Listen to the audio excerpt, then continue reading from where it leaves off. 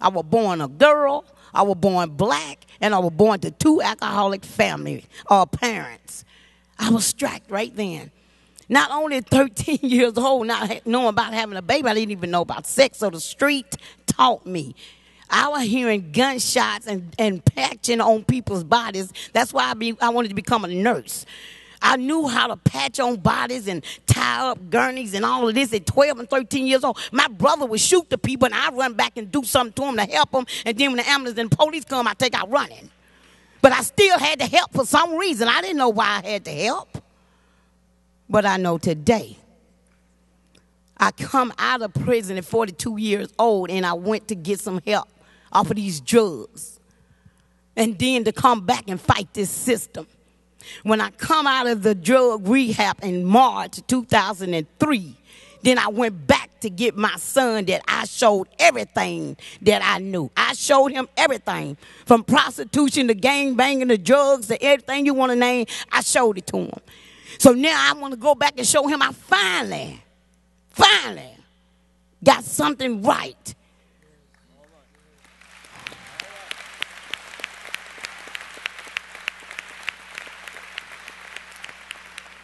Unfortunately, I didn't have that opportunity because the gangbanging took his life first.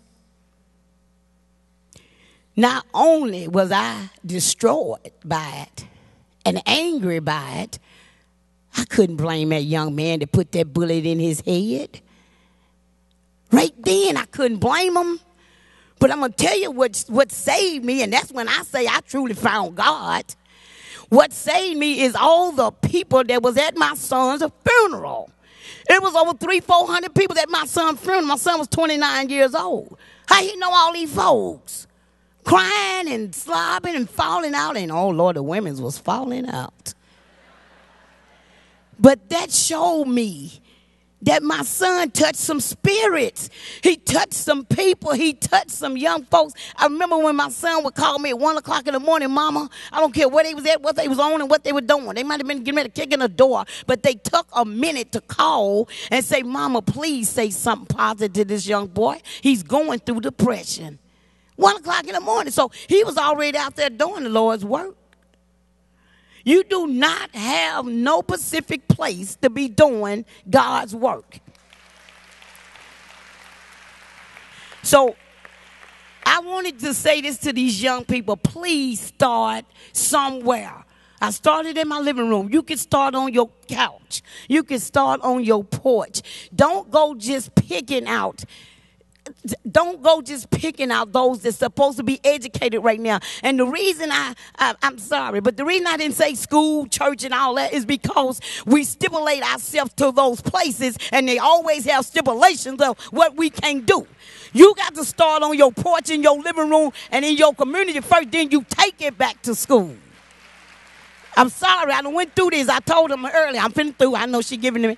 I said, I'm 51 years old now. If my mom and them told me about Martin Luther King then, and I'm 51 years old, do not y'all wait till y'all get 51 years old and still hear this same story. You take this torch and you run with it. I wrote 3 things in here. I wrote courage. Courage is facing the fear that your only child has been murdered. Hope. Hope is when you know you have done the best you know how to do. Healing. Healing is when